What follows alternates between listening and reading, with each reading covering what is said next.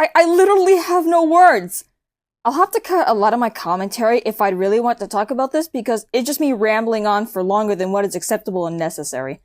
Let me summarize my points before I summarize the episodes. Also, again, this is my opinion in diving into this. It's not informational at all. I'm just giving my opinion as I analyze all of this. Let's go!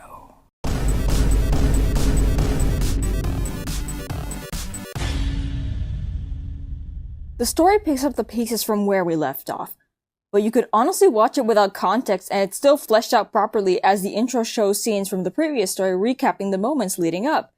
You would just need the basics, but you don't need to go through the entire story of Dasam to understand the story. Despite all of this, I absolutely love how the source material is referenced. Kenshi had clearly done his research when putting in references that are executed properly. For the Dasam references, he elaborates small details. For example, the library in Epic 2 with the idea of jumping into books to go into another world. There are references to it, but I love how even with the references, you can still understand the plot. Just like that hideous strength from the Space Trilogy. The story is very independent from the other series made, which is completely okay. It gives its own sense of charm. The London Story Archive is also heavily mentioned, considering the fact that the main characters from my story are here, one including my own character. And I love how he uses it not as a point to reference that story, but as a means of attaching to the current story. Corrupted London calls Stickman power, just like in the London Story Archive. Also, in the scene where the London Story Archives art comes to Stickman during the final fight, he mentions killing his best friend. Now obviously, both the villains are confusing Stickman for their version of Stickman, but these timelines all have something in common. Stickman gets triggered by this statement and loses his mind. References to this is also used as a means of comedy, such as Stickman being confused as to why Zark called him his brother, along with Corrupted London being confused on being called Bob, which is also another reference to an even older story. The villain is pretty solid. Now yes, this particular villain trope is overused at times, but when it's used correctly, it is worth it. You set up the stage without giving some sort of tragic backstory.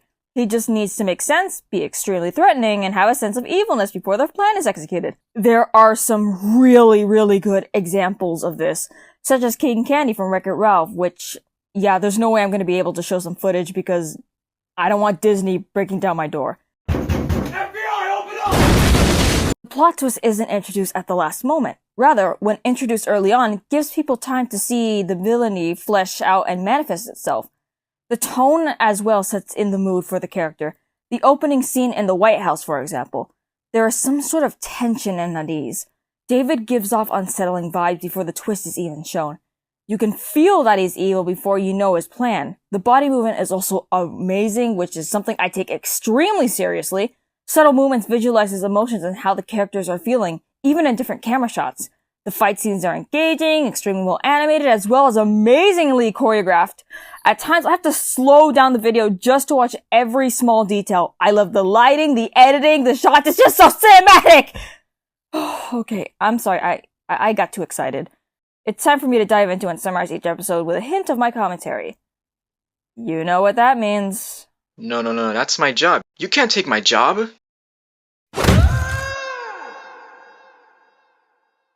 This is the unserious timeline talk where we go over the events that occurred in the story of facing the demon in a joking and unserious manner. We will just be diving into the first 3 episodes due to the fact that 5 and 6 haven't been released yet. I will be summarizing each episode in a serious but non-serious manner, so please forgive my immaturity and random jokes. Before this video starts, make sure to like, subscribe, and click the bell to not miss any of my content. And, well, do the same for Kenshi, who created this story. Episode 1. I can't come up with a creative title for this. 1981. Just after the last adventure, Stickman decided to leave his friends and fake his death for some reason. Could have used the portal key and gotten out there as they were now in the real world. He chose to leave and jump into another book called The President for some reason. He goes to a generic city called Hero City and bumps into his creator. My name is Stickman, but I'm not the Stickman you're thinking of. Why am I faking my identity? Stickman goes to an apartment complex and just gets one immediately like it's a hotel. No contracts, lease, Anyways, he gets an apartment and gets a call from the president. Yeah, like totally trust everything you hear without frickin' proof and give him your credit card number. Totally not a scam. Anyways, he goes to the White House and gets an offer from President, David to defeat a black ink. So there are more inks in the universe, and this black ink is known as the Shadow Demon, or Shadow Ink. This Shadow Demon is terrorizing the city, and Stickman has to capture them for a huge sum of money. David captured one and doesn't want to destroy it. Don't be suspicious. Don't be suspicious. Stickman doesn't bat an eye, and David releases the ink when he leaves. He apparently made a deal with it. Stickman then reflects on leaving his friends, as he freaking should, and then he fights these ninja people who are robbing the restaurant he's in. He defeats them and another ninja leaves after watching the chaos unfold. This is totally not foreshadowing or something, I don't know. Stickman goes back to his apartment and...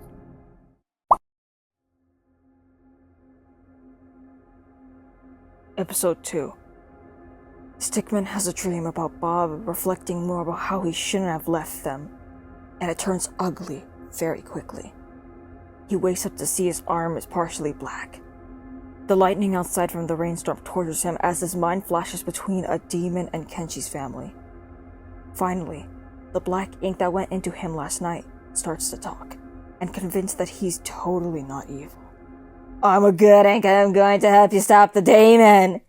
Yeah, like going, Stickman, isn't creepy at all. You're weird. He starts to play on his ego, which becomes a reoccurring theme.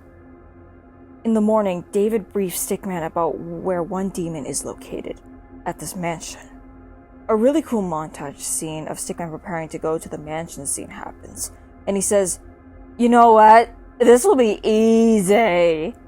He gets there and, oh no, where do we find a demon? Stickman explores, and a quote-unquote shadow hider fights him. Ooh, it's getting serious. He's walking around as more of these things wander and couch.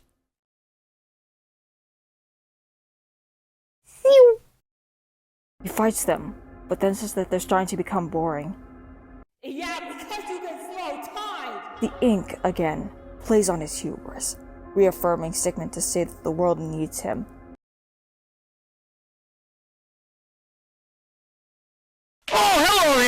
They destroy thousands of dollars of property, and to actually defeat the demon, you absorb it. Oh well, it's gone. That's not a problem. Oh no. Is that normal? Bank robbery. Next episode.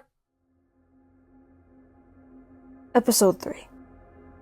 Kenshi's family is hanging out in the living room when the news starts talking about how the bank was robbed. They also said that Stickman helped prevent a robbery in the restaurant and how these two events are connected. I don't know, guys. Maybe that Stickman guy really is alive. Stickman has more hallucinations with the demon and Kenshi's family. He goes to David and talks about how he defeated the demon. David is surprised but still coughs up the money. He asks about how he defeated the demon, and Stickman's ego starts to arise as he talks about how he is invincible and the world doesn't need David.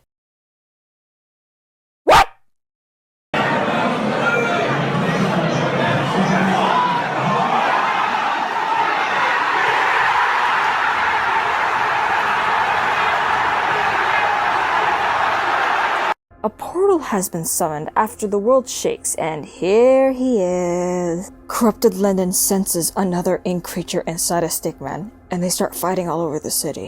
Kenshi, JT, and Ilian break into a closed library to find a book talking about Stickman, and maybe steal something nice, I don't know. They find the book, and it says that he died, so I guess it's true. More fighting between Corrupted Lendon and Stickman ensues, and they break into a building. Corrupted Lendon starts targeting this one Stickman, Hero Lieutenant.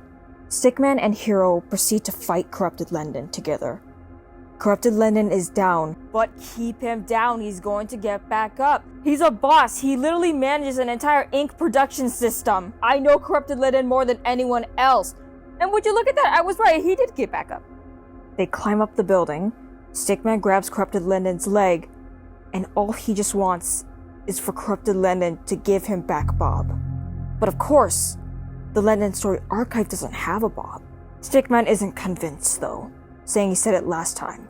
Again, this is a reference to earlier stories. I guess Stickman is dead, so give him up, Kenshi.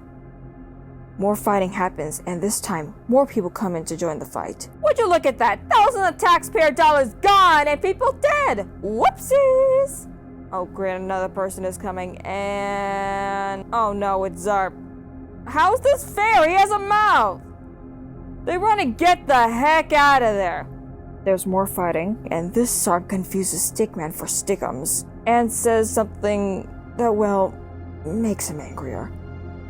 Hero and Stickman are now fighting against these people because Hero recognizes them. Hero says that they come from their universe too. Hero needs a weapon, so they have to go to the apartment complex to get Stickman's sword, but they don't know what an apartment is. Corrupted Lennon chases after them in the motorcycle, and some really interesting fight scenes happen. More taxpayer dollars are being lost, and before Stickman gets attacked by everyone... oh, would you look at that! Stops time right at the most convenient place! The world shakes again, and all the people that aren't from this world disappear. Stickman wonders if a multiverse really does exist. And guess what?